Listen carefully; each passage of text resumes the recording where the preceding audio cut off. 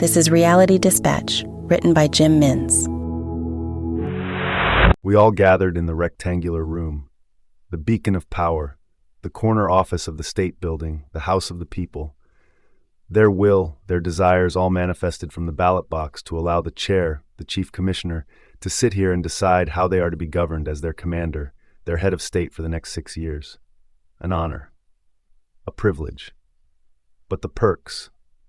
Man, if these walls could talk. The crimes they have seen, 100 years of chief commissioners. How many of them got away with it? How many of them had their leadership unraveled by the threat of the truth? If only they could be alive in the here and now. The wonders of a new world. The ability to look at something, clear evidence, and declare it for what it is not. A lie, a falsehood, an insult to everyone's intelligence. You and I know the facts, Benjamin. That's where it ends. Once you leave this room, the facts will be what we say they are, said the chief. He nodded at Wilmer, who nodded back. It was just the three of us. The frosted ice on the windows turned white against the darkness outside. I glanced at my watch. I didn't want to give him the impression that I wasn't listening. I was. It was just the end of a long day, and to have it conclude under such circumstances. Well, I've had better weeks. I leaned forward and pressed the spacebar on the laptop. I needed to see it again. You've seen it 40 times. What more do you need? The chief asked. Let him, Derek. It makes sense that the head of intelligence gets a firm understanding.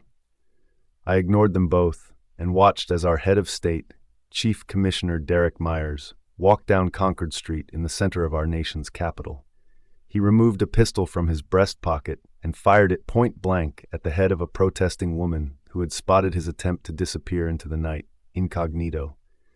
He chose to exercise his right to walk down a main street without hindrance. The victim, one Cynthia Mercado, decided to exercise her right to free speech, straight to the horse's mouth, not expecting the horse to be packing. What about the other witnesses? I asked. What about them? We've been through this. They were all rounded up, the chief explained. We have taken all necessary precautions, said Wilmer, the Minister of Defense. They're in custody? He nodded. Are you planning to wipe them clean? Lingo I had learned since taking this job. A nasty euphemism. It was my belief that this office didn't need to be subjected to such crude displays of power. That and I didn't know who would be listening to our conversations 30 years from now.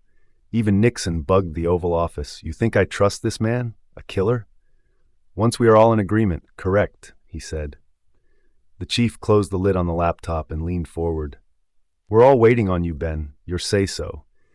Do you agree that this video, which we now know is in the hands of all the fake news media, do we all agree that this is an AI-doctored video? Just say yes and shake my hand. That is all you need to do. I don't think it is that straightforward, Mr. Chief Commissioner, sir, I explained. Who is the author of this video?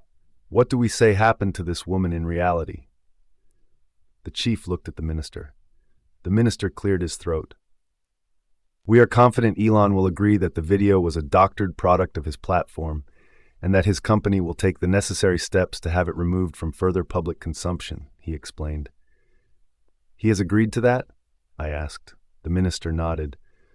I crossed my legs, put my elbow to the armrest, and held my fist to my chin.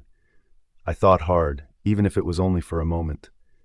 When I was ready, I stood up and buttoned my jacket. So, a woman was shot dead in cold blood on the streets of our nation's capital in the late evening, early morning, possibly around midnight. Police respond to the scene. In that time, terrorists, scratch that, online trolls, have doctored official CCTV footage from the street made available to the public for the purposes of identifying the true killer. Trolls have doctored that footage to make it look as if the chief commissioner himself conducted the murder.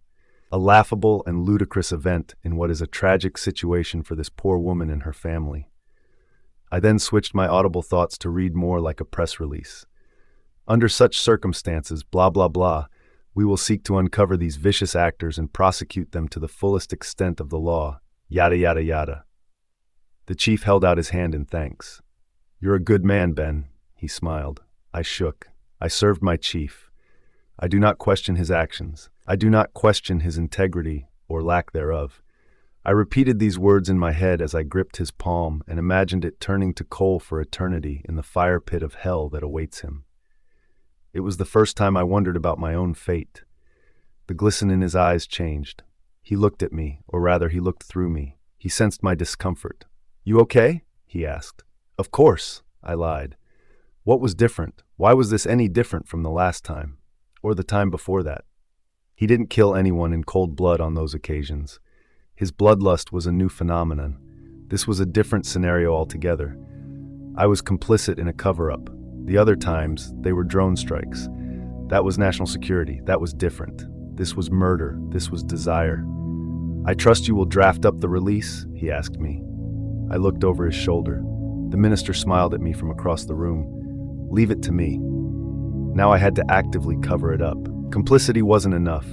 I exited the room and felt the cold of the polar vortex hit my backbone, travel up my spine, tingling my nervous system. I sat at my desk. I started to type.